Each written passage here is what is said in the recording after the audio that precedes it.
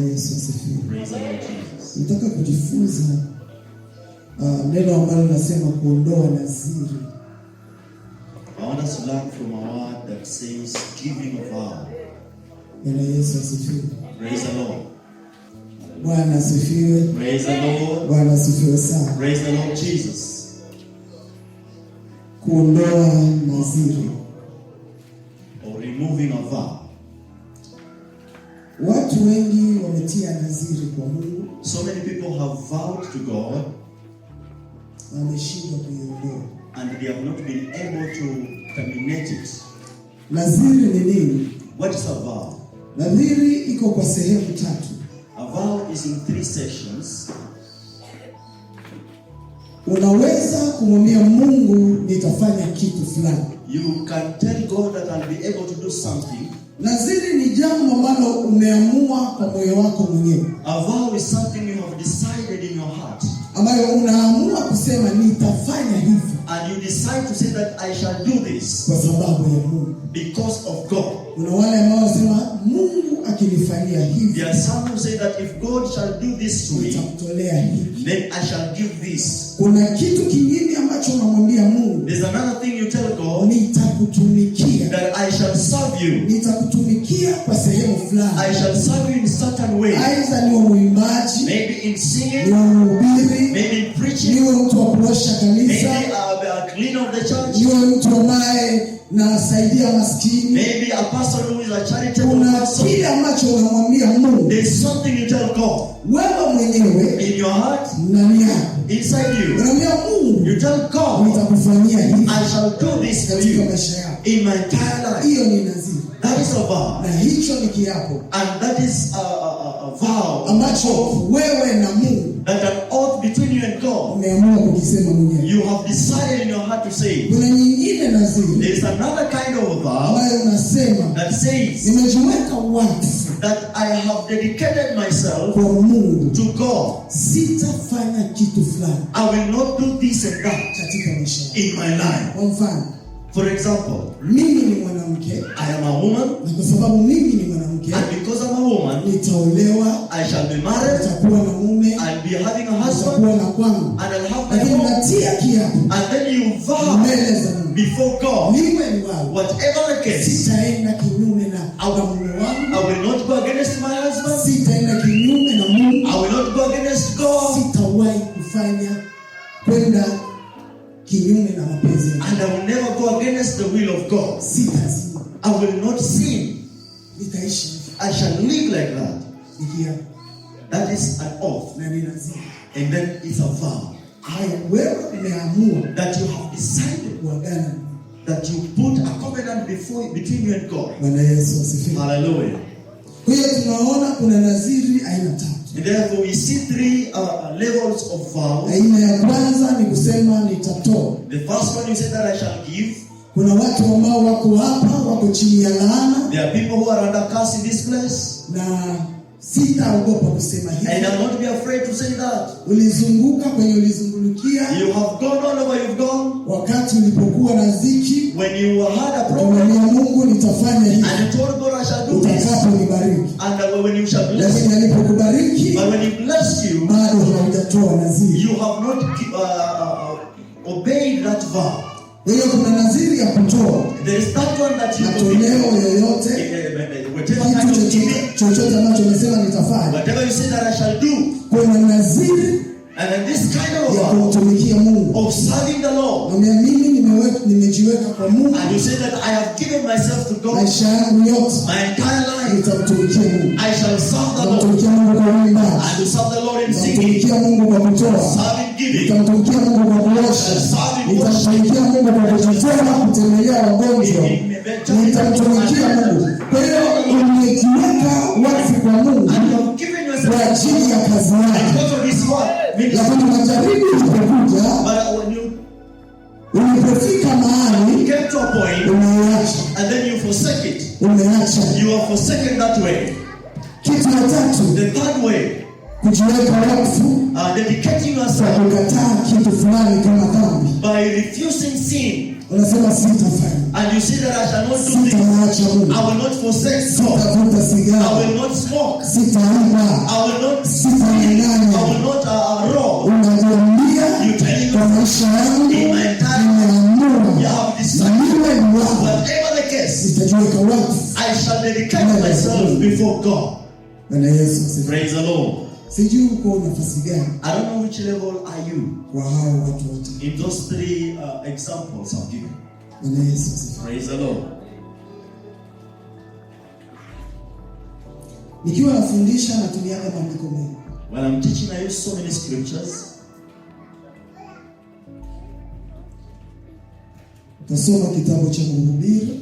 We shall read the book of Ecclesiastes.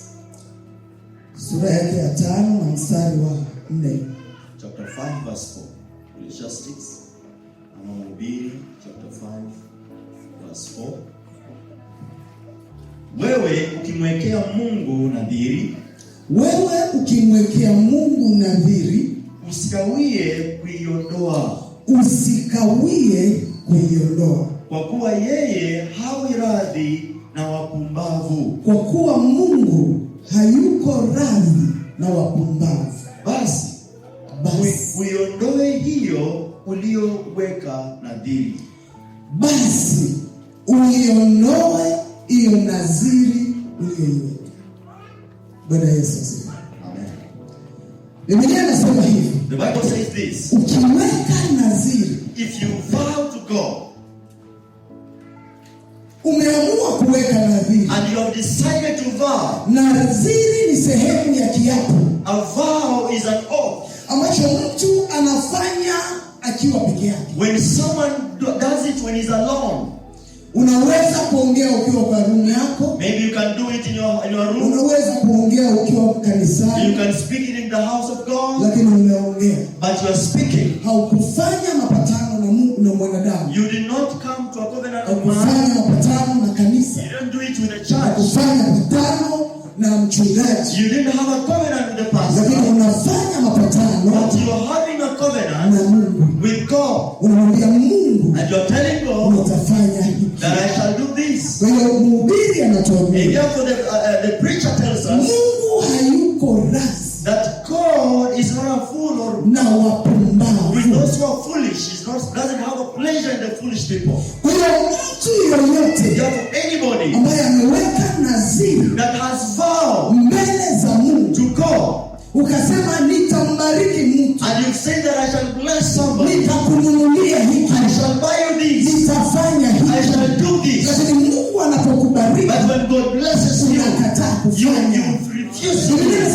Hana budi na wapumbavu. There is no pleasure in fools. Mpumbavu ni mtu ambaye asiyetimiza ile ahadi ambayo aliahidi. Does not fulfill the vow he has done. Mungu anamuita mpumbavu. God calls him a fool.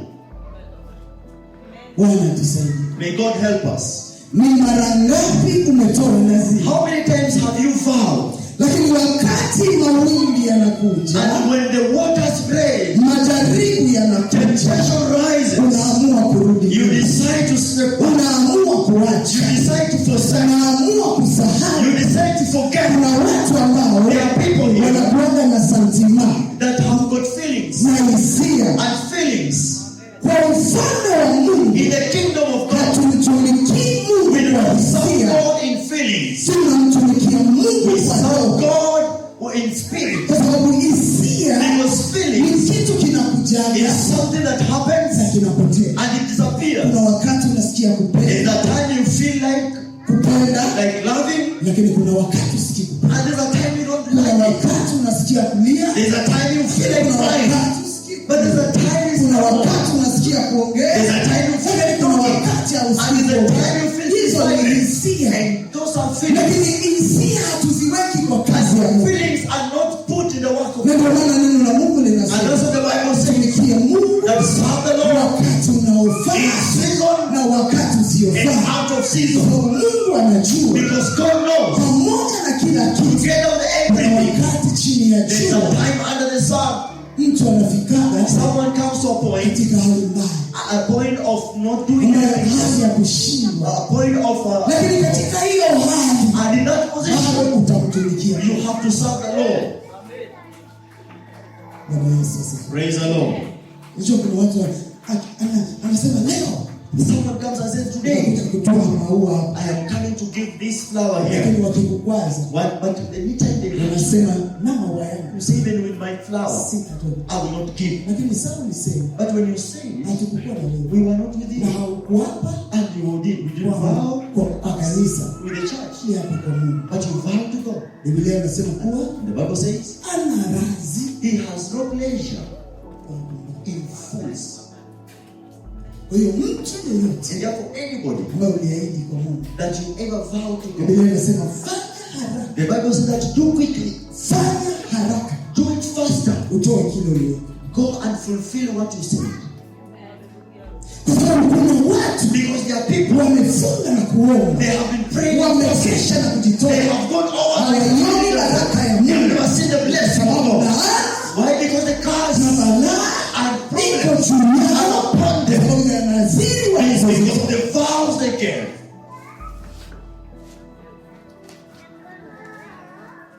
Nafika tu kwa kanisa, You come to church haba ya kuamini, and haba ya they kupita have not asked you to say anything. juu unataka kufurahisha watu. Just because you want people to know you Simama. and you start. Naona I'm seeing hii kanisa this church haina plafon pale. doesn't have the ceiling. Nataka nitaweka plafon. I will put that ceiling there. Ni kitu gani kingine unataka? What else do you want? Naona I mnakapita. can see you don't have a good carpet here. Naona mtawawekea I can kabisa. see I'll put a carpet here. Hakuna mtu alikwambia. No one has asked you, Lakini umesimama mbele za but watu you have stood before God na unasema, and then you speak halafu unatoka. and then you get up. Ukishatoka When you have left, unasahau. you forget about. Mungu hasahau. God does not forget. Chochote ulichokia Whatever you ever na complained haujakifanya, and you have not done it, Mungu anasema God says hana budi na He has no wapumbavu. pleasure in fools. Fanya haraka Pay, do quickly ukiona. to pay it. Si asema tuombe msaada. Doesn't say, oh, let us repent. Kiona. Just go and pay it. Zihirisha. Make sure. Zihirisha kile ambacho ulisema utafanya kifanye. Pay it back whatever you ever said you will pay. Praise the Lord. Kama ulisema utamtumikia Mungu If kwa you uimbaji, ever say that you shall serve the Lord in singing, ima wakati unafaa, sing in season, wakati usiofaa. out of season. Sauti iko mbaya au sauti haiko mbaya, wewe fanya, kwa sababu ulisema Because you say, niko tayari kumtumikia Bwana wakati unaofaa na wakati usiofaa. Wengi wameacha kazi ya Mungu, wengi wamejitenga na wokovu, wengi wameenda mbali, walikuwa watu wazuri kumtumikia Mungu. Majaribu ilipoinuka, wakaamua kuacha. Ulitoa ahadi kwa Mungu, You gave your vow. ulitoa ahadi kwa Mungu, na hiyo ahadi inafuatana na wewe. It is with you. Inafuatana na wewe. Kwa sababu Mungu Because God hayuko zaidi na wapumbavu. is not pleasure Kwa hiyo in fools. usiposimama na kuondoa nadhiri hiyo, Pay back. wewe uko miongoni mwa wapumbavu Among those who are fools na wapumbavu hawastahili katika ufalme. are not pleasured in the kingdom. Sio maneno yangu, Those are number one. sija kutukana. I have not abused you yet. Mbona ulikuwa muombaji? But why were you an intercessor? Mbona ulikuwa nafunga? How comes you used to fast? Ukajiambia ukasema mimi And you told yourself and said nitakuwa muombaji. that I shall be an intercessor. Mimi I nitakuwa nawaombea watakatifu. shall be praying for those who are servants of God. Mimi. I Bwana Yesu asifiwe. praise the Lord. Kwa hiyo Biblia inasema Therefore the Bible says, ondoa haraka. pay quickly. Tusoma kitabu cha Hesabu. Hesabu 30. Book of Numbers 30, Hesabu. verse 2. Mtu atakapomwekea Bwana nadhiri au atakapoapa kiapo ili kufunga nafsi yake kwa kifungo, asilitangue neno lake, asilitangue neno lake. Atafanya sawasawa na hayo yote yamtokayo kinywani mwake. Amen. Bwana asifiwe. Praise the Lord. Bwana Yesu asifiwe. Praise the Lord. Biblia inasema mtu yeyote ambaye ameweka kiapo, The Bible says that anyone who has vowed na amesema kwa mdomo wake, and has sworn with his mouth, na hafanye hivyo hivyo, and he doesn't do that, kile ambacho alichokisema. whatever you spoke. Ni vitu vingapi umeongea How many things have you spoken lakini hujavitimiza? and you have not fulfilled them?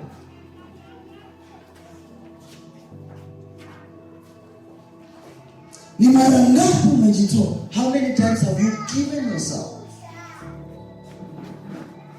Unajua wakati ambapo tunatoa nadhiri kwa Mungu, Every time we vow to God na tunakataa and then we refuse kutimiza, to fulfill, inaweza kuonekana tu wazima tunatembea, it might be seen that you are okay in lakini health and sisi you're ni walking, wafu but we are dead. ambao wanaotimiza. Those dead who are walking, Kwa sababu hilo dead. tendo Because that kind of, linasababisha mtu kufa kiroho. it makes or causes someone to die in spirit.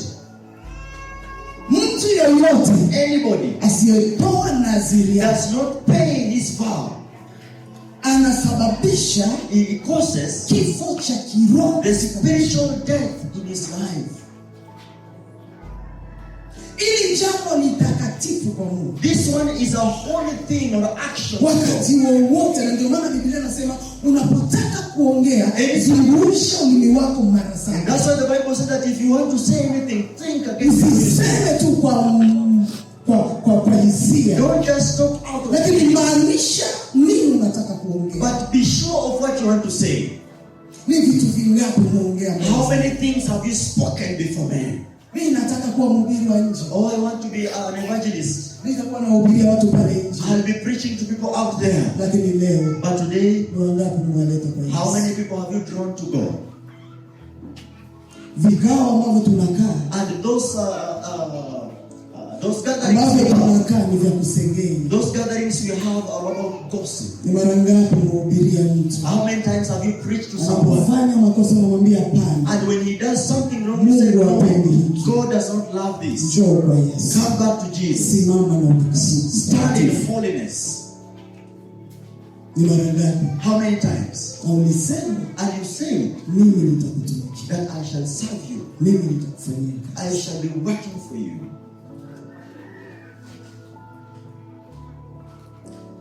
Nataka usiniangalie sana, I don't want you to focus so much on me, lakini piga picha ya moyo wako, but try to have a picture of your heart. kwa sababu uso unadanganya. Because the face lies. Naweza kuongea nikadanganya, I can be talking and lying, lakini nafsi yangu haiwezi kudanganya. but my soul cannot lie. Ninajua mahali I know somewhere nimetoa naziri, that I ever vowed, na hiyo naziri and that vow, ilinishinda kufanya. it has defeated. I'm not Tasoma kitabu cha able to. Matendo ya Mitume We shall read the book of Acts, sura yake ya 5 na mstari wa kwanza mpaka 11. 5 verse 1 to 11. The Bible says, kitabu cha Matendo, lakini mtu mmoja jina lake Anania pamoja na Safira mkewe aliuza mali, akazuia kwa siri sehemu ya thamani yake. Mkewe naye akijua haya, akaleta fungu moja akaliweka miguuni pa mitume. Petro akasema, Anania, kwa nini shetani amekujaza moyo wako kumwambia uongo Roho Mtakatifu? Kwa hiyo tunapotoa naziri tunazungumza na Roho Mtakatifu. Every time we vow, we are speaking with the Holy Spirit. Na kuzuia kwa siri sehemu ya thamani ya kiwanja. Verse 4. Kilipokuwa kwako hakikuwa mali yako. Another question. Kilipokuwa kwako hakikuwa mali yako, na kilipokuwa kimekwisha kuuzwa, thamani yake haikuwa katika uwezo wako.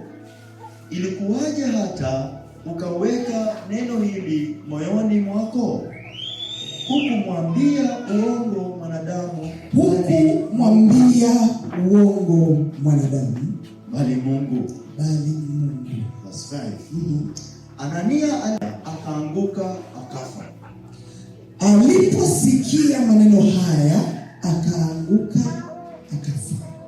Hofu nyingi ikawapata watu wote walioyasikia haya. Vijana wakaondoka, wakamtia katika sanda, wakamchukua nje, wakamzika. Hata muda wa saa 3 baadaye mkewe akaingia, naye hana habari ya haya yaliyotokea. Petro akamjibu, niambie, mlikiuza kiwanja kwa thamani hiyo? Akasema, ndiyo, kwa thamani hiyo. Petro akamwambia, imekuwaje hata mkapatana kumjaribu Roho wa Bwana? Angalia, miguu yao waliomzika mumeo ipo mlangoni, na watakuchukua nje wewe nawe. Mara akaanguka miguuni pake akafa. Wale vijana wakaingia, wakamkuta amekufa, wakamchukua nje, wakamzika pamoja na mumewe. Bwana asifiwe. Praise the Lord. Hizi ni za habari ya mke na mume katika kanisa la kwanza. The first church, the news about a husband and a wife. Kanisa la kwanza la mitume. In the first church of the apostles. Biblia inasema ya kuwa walikuwa na kiwanja chao. The Bible said that they had their field. Mke na mume, husband and wife. Wakaamua, unajua. I know you know the story. They decided. Wakasema hii tutaiuza. They said this possession of ours we shall sell it. Tutaipeleka kanisani. And we shall take it to church. Tutaipeleka mbele za Mungu. And we shall take it before God. Unajua walikuwa mke na mume. This was a husband and wife. Lakini Biblia inasema, but the Bible says, wakati walikuwa wanazungumza haya maneno, when they were speaking this word, walikuwa wanaongea na Mungu. They were speaking with the Holy Spirit. Kwa hiyo neno lolote unalolitaja kwa sababu ya Mungu, therefore anything that you mention because of God, inawekwa muhuri. It is stamped and sealed. Chochote ulichokizungumza, anything you ever spoke, hiyo ulisema kwa unajua kuna ile unasemaka kwa moyo wako. There is that thing that you speak out of your heart. Unajiambia mimi, you tell yourself, nitafanya hiki, I shall do this and that. Mimi nitabakia hivi, I shall remain like this and that. Mimi natenda hiki, I shall do this and that. Roho Mtakatifu, the Spirit is there. Kwa hiyo Anania anakuja. Therefore Ananias comes baada ya kununua kiwanja. After they had sold kiwanja, they had sold their piece of land. Walipata pesa nyingi. They got a good price. Wakaona kwa hizi pesa tukate. And they said that in this money let us have this. Lakini hawakusikilizana na Mungu hivi. But they didn't have that agreement with God. Walisema tutafanya hiki. They said that we shall do this. Tutatoa yote. We shall give all. Ndio ukiongea hiyo watu wataki. You know, when you say this, people don't want to listen to you. Lakini hausaidii mtu. But you're not helping them. Saidii mchungaji. You're not helping your pastor. Ni maisha yako. It is your life. Kwa hiyo wakakata. And therefore they had to take a portion. Papa anaingia kanisani. When they go to church, kikuja na kibumba cha pesa. They came with a good amount of money. Ambayo inaonekana ni pesa nzuri. That was look like it was good money. Lakini mtumishi wa Mungu anamwambia, but son of God tells them, hii yote ni ile pesa yote mliuza kiwanja. Is this the whole amount that you sold that field? Akajibu akasema, and he answered and said yes. Ndio kweli. And he asked, is it true? Jua wakati ulipokuwa unaongea, know that when you were talking, ulikuwa unaongea na Roho Mtakatifu. You are talking to the Holy Spirit. Anasema ukiwa unauza hii kiwanja, si ilikuwa ni yako. The moment when you before you sold this field, it was yours. Was it not? Lakini ulitoa pesa. But you had to vow. Wewe mwenyewe. You. Na unaongea mbele za Mungu. And you spoke before the Holy Spirit. Kweli kile unaleta, Is it true what you bring? kile ambacho uliahidi? Is it that which you have vowed to give or not? Akasema And he said, ni hicho. it is that. Biblia inasema And the Bible says, akaanguka chini, he fell down and died. Wengi biashara zao zimekufa. So many people, their businesses are dead. Wengi mtaji wao umeanguka. So many people, their investment is dead. Wengi maendeleo yao So many yamekufa. people, their progress is Kwa dead. sababu wamekuwa waongo Because they have become to be liars mbele za Mungu. before God. Umetoa ahadi mbele za Mungu, You have vowed before God. lakini unadhani kama Mungu And you think God ni kama mwanadamu. is like a human. Mungu si kama God mwanadamu. is not like human. Mungu atasababisha God will cause vitu vyako vifi all your things to kwa die. sababu ya ahadi Because of the vow uliyoahidi kwa Mungu. that you spoke Nimekwambia before kuna God. ahadi ya aina tatu: I told you there are several ahadi vows. ya utoaji, The one of giving, ahadi ya kumtumikia the one of Mungu, serving the Lord, ahadi ya kuamua kujiweka wazi and the one wewe. deciding to give yourself a saying I shall never do this. Sasa haijulikani Now it is not known ni kitu gani what kind ambacho wewe of a vow ulitoa ahadi that you ever gave to God, mbele za Mungu. before God. Bwana asifiwe. Praise the Lord. Bwana asifiwe. Hallelujah. Haleluya. Hallelujah.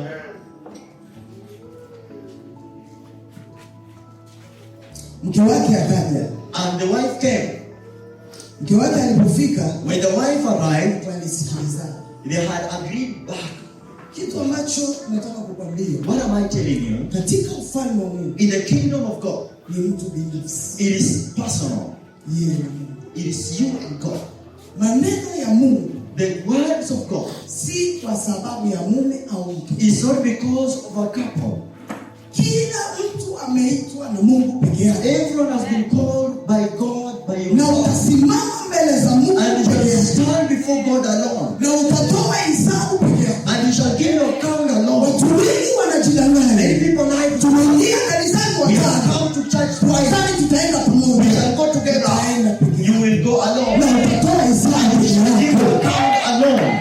Bwana asifiwe. Praise the Lord. Wengi Some wanajidanganya. people are lying to themselves. Unaweza kuwa mama You can be a na woman umebeba mtoto and you're carrying a na child. yule mtoto That child anafariki kwa tumbo na mama anafariki. and also the Hawafiki pamoja, wanatoaga mtoto kwenye tumbo, wanamweka kando yako, wanazika na mama wanazika. Ulikuja peke yako, utarudi peke yako. Sio kundi, It's not a crowd. sio kundi. It's not a crowd. Wengi wamemwacha Some Mungu, people have sought for the Lord because of it. wengi wamemwacha Mungu kwa sababu ya umati. Na kuna Mungu angalia umati, na kuna Mungu anaangalia mtu mmoja. Bwana asifiwe. Praise the Lord. Bwana asifiwe. Hallelujah. Sasa huyu mwanamke Then this woman, wamesikilizana, they had agreed in the house. angemshauri mume, She would have advised the husband angemwambia mume wangu, and tell him that husband, hatutendi Mungu vyema. we are not doing the right thing. Mume wangu, My husband, tulimwahidi Mungu, we promised God, sio mwanadamu. not man. Angemwambia Mungu, She would have told the husband, popote anaonekana, popote anaona. in every place he sees. Daudi anasema, David says, nijifiche wapi where do I hide? niukimbie To run from the face of God. hata kuzimu. Even in hell, Mungu yupo. God is there. Hakuna mahali There's nowhere unaweza jificha. you can hide. Kila ulichoahidi Everything you ever miaka vowed 10 iliyopita 10 years ago, kimeandikwa, it has been written down. kimeandikwa. It was recorded. Kile mhubiri anasema, And the preacher or the ecclesiastic says, fanya haraka do quickly ukienda, to go and pay it. kwa sababu Mungu Because God hayuko dhahiri is not in pleasure in fools. Usikubali kuwa mpumbavu Don't accept to be a fool katika ufalme wa Mungu. in the kingdom of God. Biblia inasema kuwa mwanamke The Bible says that this woman ambaye yeye ni msaidizi, that she was a helper, itashindwa kazi ya she msaidizi, was not able to fulfill her work as a helper. akashindwa kazi ya kusaidia mume wake, She failed to help her husband, akaandamana naye, and she followed in his footsteps, kifo kikaingia and death came in, kwa wote, both of them, mkazi. and all were barren.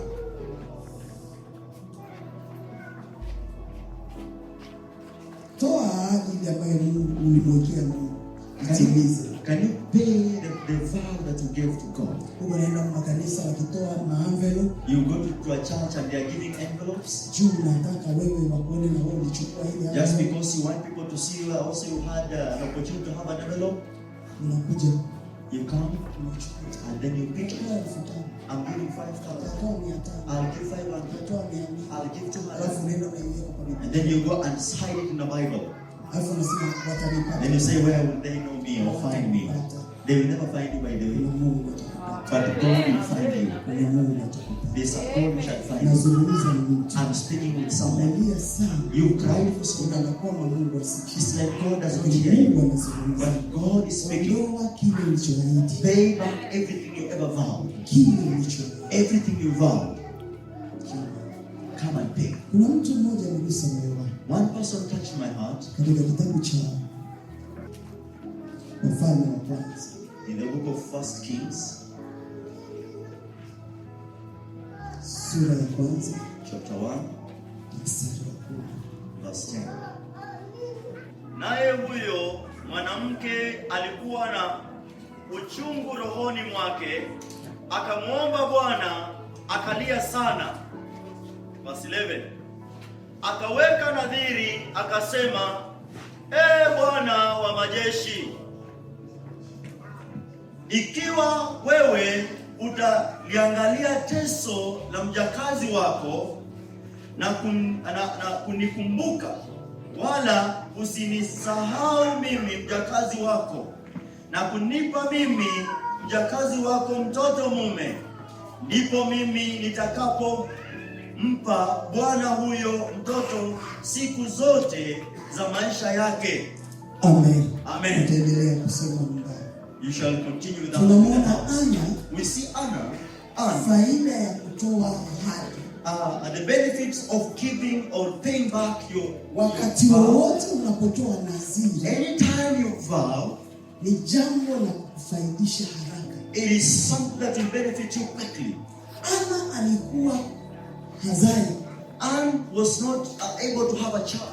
Was barren. tumbo lake lilikuwa limefungwa Her womb was closed, na alihangaika kwa muda mrefu, and she suffered for long. lakini wakati anasema nitafanya naziri, But the moment she said that I shall vow, naziri inafanyanga kuleta kitu kwa haraka. a vow causes things to happen quickly. Naziri inasababisha kitu kilichofungwa kwa miaka mingi kifanikiwe. A vow causes things that were closed or hidden so long to happen in Kwa time. hiyo unapotoa And naziri, therefore, when you vow, ni sehemu yako it's part of you, ya kufanikiwa kwa maisha yako. of your success. Bwana Yesu asifiwe. Praise the Lord. Ana ameteswa sana na mama yake. Anne has suffered so much with the Anamtesa usiku na she mchana, suffered day and kumcheka. night, being laughed at Lakini alipochoka but when she got tired, aliingia mbele za Mungu she went before God na akamwambia Mungu, and she told God, ukinipa if mtoto you give me a hata child, kama niko tasa, even if I am a barren woman, atarudisha. I shall give him back to you. Biblia inasema ya kuwa Bible says, Mungu God akampa mimba mtoto ndani ya tumbo, blessed her with a child. na wakati mtoto anazaliwa And when a child was born, hakumwambia Mungu, she did not tell God, unajua sina mtoto, you know now I don't have a child. lakini alichukua yule But mtoto she took the child akamrudisha. and she gave back to him. Ni nini yenyewe unashinda kutoa? What is this that you're not able to fulfill? Ile naziri According to the vow ambayo Mungu aliweka kwako, that God put in you, wewe umempatia Mungu hiyo you naziri, have given to God that vow. mbona unashindwa kutoa? Why are you not able Lakini to yule fulfill it? anatoa mtoto But this one gives a child, na hana mtoto, and she doesn't have one. akamnyonyesha, She had to sign alimaliza it. kumnyonyesha, After taking care of the child, she gave back to God, And she said, I'm giving vow. The one who gave me, sitamuinukia. I will not rise against him. Aliyenipa, The one who gave me, sitakuwa mjanja kwake. I will not be rejected. Aliyenipa, The one who gave me, sitajiinua. I will not rise against him. He given me, and I shall give back. Lakini ni mara ngapi But how many times Mungu amekubariki? God has blessed you, Umeshindwa. and you are not able to fulfill the vows, Wewe nguvu zako zimekupatia kile ume. and you think that it's your strength that has given you what you have. Mungu atusaidie. May God help us. Mungu atusaidie. May God help us. Kuna mtu mwingine There's another person katika kitabu cha Waamuzi nakwenda kumalizia. in the book of Judges, as we continue, Nakwenda kumalizia. as we are going to end or finish her. Sura ya 30. Sura ya 11. Chapter 11, Judges, Waamuzi 11 mstari wa 24. verse 24. Naye Yeftha akamwekea Bwana nadhiri, akasema Akamwekea Mungu nadhiri, akasema kwamba wewe utawatia wana wa Amoni mkononi mwangu kweli, ndipo itakuwa ya kwamba kile kitakachotoka katika milango ya nyumba yangu kunilaki, hapo nitakaporudi na amani kutoka kwa hao wana wa Amoni, kitu hicho kitakuwa ni cha Bwana, nami nitakisogeza kiwe sadaka ya kuteketezwa. Bwana asifiwe. Praise the Lord. Jephthah anaenda vitani. Jephthah goes to a war, Na hao wana wa Amoni and these people of Ammon, walikuwa wabaya sana. they were very bad people. Walikuwa na nguvu nyingi. They had so much strength. Lakini Jephthah akiwa kwenye kiwanja cha vita, Jephthah in the battle war, anaangalia vita ni vikali. and she looks at the battle and she finds it Na so yeye hard. anamjua Mungu. And he knows God. Kaenda mbele za Mungu. And he went before Anamwambia God. Mungu, He tells him vita hivi siwezi that kupigana. this war I'm not able to Lakini fight, ninatoa nadhiri. but I am vowing before you. Kama ukinipigania hawa You will watu be wa able Mungu, to help me defeat these people. nikawashinda. And I defeat them. Kitu ambacho ninatoa nadhiri, What I give a vow over, nitakaporudi kwangu, when I go back to my house, kitu cha kwanza kitakachotoka kwa mlango wa nyumba the yangu, first thing that shall come to me from nitakitoa my kuwa house, sadaka ya I kuteketeza. shall give it as a sacrifice to you. Not like others. Ama nisema atamweka mtoto nyumbani mwa Mungu. Others say that I shall give back my Lakini child to the house Jephthah of God. anasema, And Jephthah says, chenye kitatoka whatever mbele shall come first, kitateketezwa. it shall be a burnt offering. Anapigana vita. He's fighting. Anapigana vita. He's fighting. Mungu akampigania. And God fought for him. Na adui wake wote wakaenda. And all his enemies were defeated. Pata ushindi. He had the victory. Sasa ushindi And umepatikana. now victory is there. Lazima utimize You have to fulfill lazima. that vow. Biblia inasema The Bible says, akiwa naenda when kwake, he was going to the house, mtu anatokea someone wa appears. kwanza, The first person mtoto wake, was the child. na huyo mtoto wake And that child, ni mtoto wa pekee. it was the only child.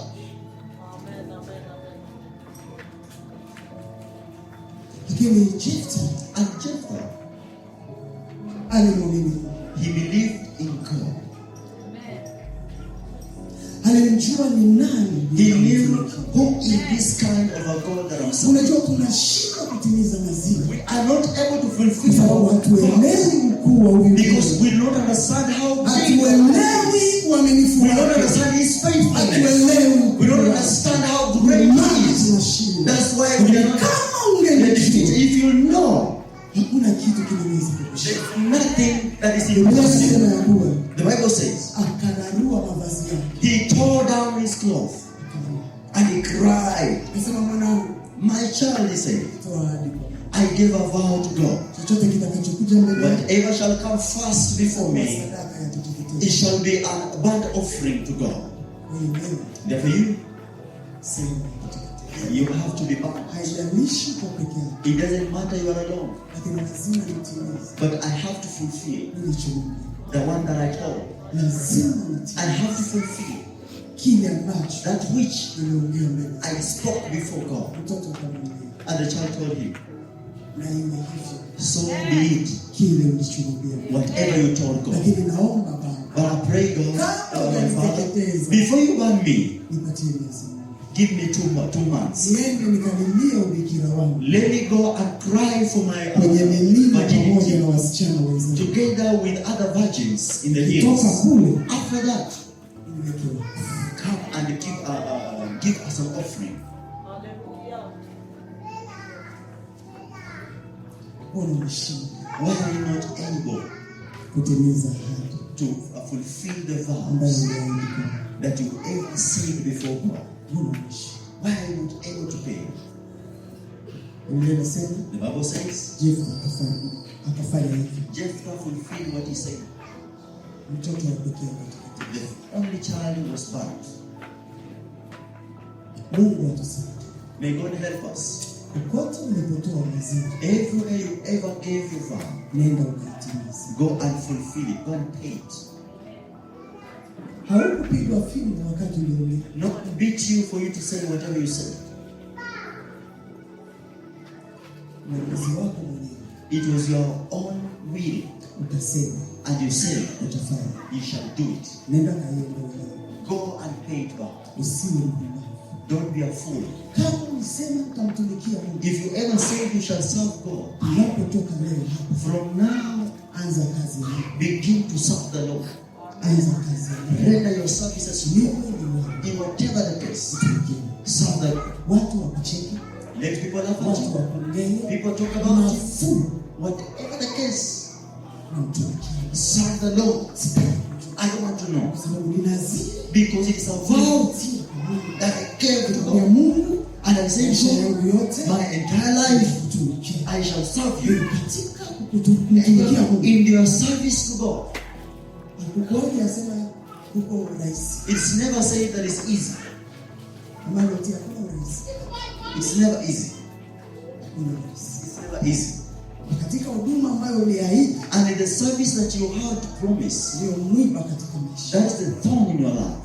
Lakini hiyo mwiba But that thorn, utang'ang'ana nayo. you have to work on it. Kwa sababu Mungu uliwaahidi, God, lazima uifanye. God, you had to vow to Na Him wakati to pay. unapoifanya, And the moment you pay, Mungu si kama mwanadamu. God is not like man. Mungu atakubariki. God will bless you. Mungu atakuinua. God will lift you. Mungu atakuheshimisha. God will honor you. Mungu atakupangusa God will machozi. wipe your tears.